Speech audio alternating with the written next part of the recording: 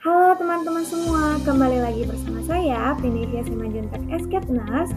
Nah, pada video kali ini saya akan memberikan video penyuluhan kesehatan mengenai kenali TB paru.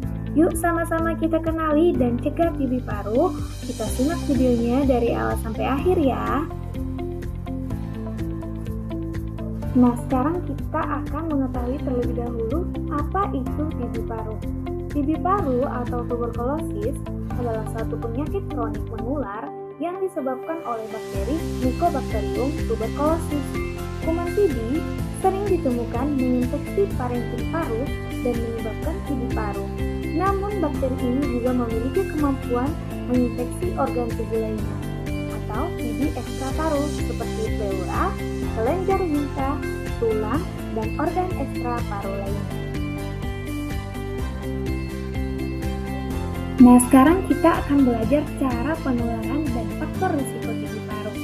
Tuberkulosis biasanya menular dari manusia ke manusia lain lewat udara melalui droplet yang keluar ketika seseorang yang terinfeksi TB paru, batuk, bersin, atau berbicara.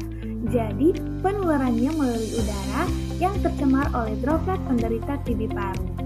Dan siapa saja yang berisiko?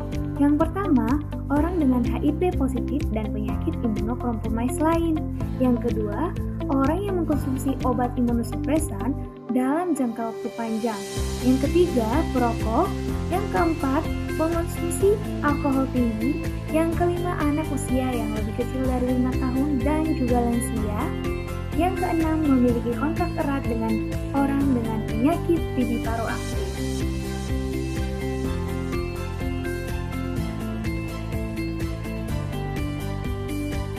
Apa saja gejala dari penyakit TB paru?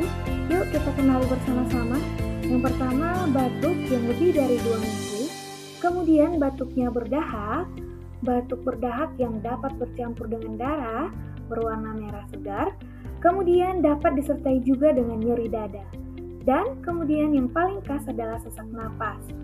Kita juga bisa melihat perubahan lain seperti malaise, atau di mana badan terasa lemas dan tidak dapat beraktivitas, penurunan berat badan yang turun secara drastis, menurunnya nafsu makan, menggigil, demam, berkeringat di malam hari. Nah, bagaimanakah kita mendiagnosis TB paru? Semua pasien terduga TB harus menjalani pemeriksaan bakteriologis untuk mengkonfirmasi penyakit TB. Pemeriksaan bakteriologis merujuk pada pemeriksaan lapisan dari sediaan biologis, yaitu dahak atau spesimen lain, pemeriksaan biakan, dan identifikasi Mycobacterium tuberculosis melalui diagnostik cepat yang telah mendapat rekomendasi dari WHO. Dan yang paling sering kita dengar adalah tes TCM yang dilakukan di puskesmas maupun fasilitas kesehatan tindak lanjut untuk melihat apakah dia terdeteksi atau sudah positif kuman TB paru. Nah, sekarang apakah TB itu bisa diobati? Tentu saja bisa. Pengobatan TB melalui menyembuhkan, mempertahankan kualitas hidup dan produktivitas si pasien, mencegah kematian akibat TB aktif atau efek lanjutan, dan mencegah kekambuhan TB, mengurangi penularan TB kepada orang lain, dan mencegah perkembangan dan penularan resistensi obat melalui pengobatan rutin yang sudah dilakukan dan sudah diresepkan oleh dokter yang merawat.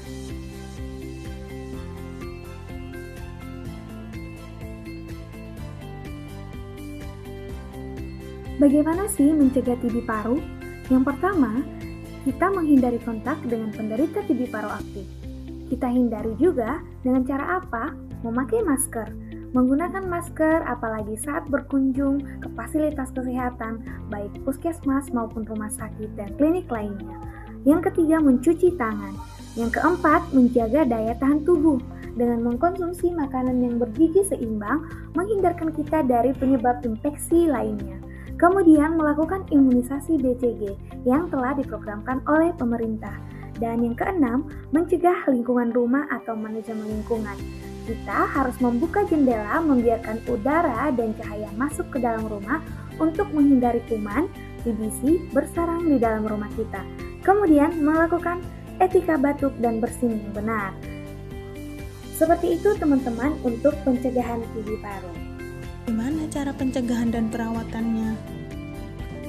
1. Menuntaskan pengobatan TB hingga dinyatakan sembuh.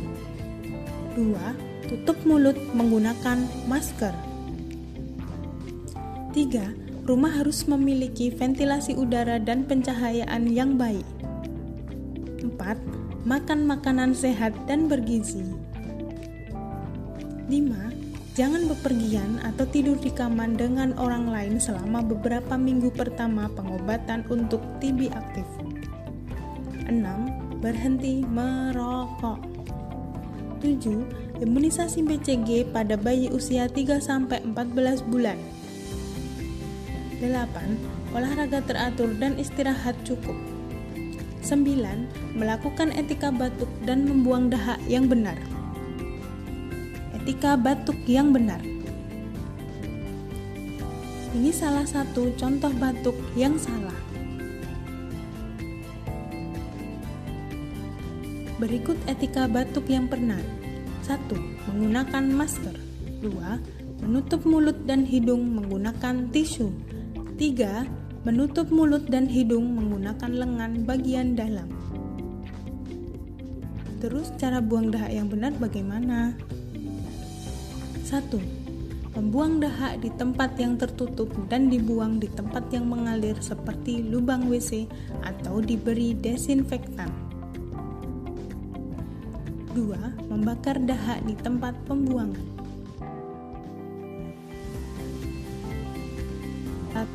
Nah teman-teman, sekian video penyuluhan kesehatan yang telah saya berikan. Semoga bermanfaat dan teman-teman ingat selalu kenali dan cegah TB paru. Kalau bukan dari diri kita sendiri dan mana lagi. Terima kasih.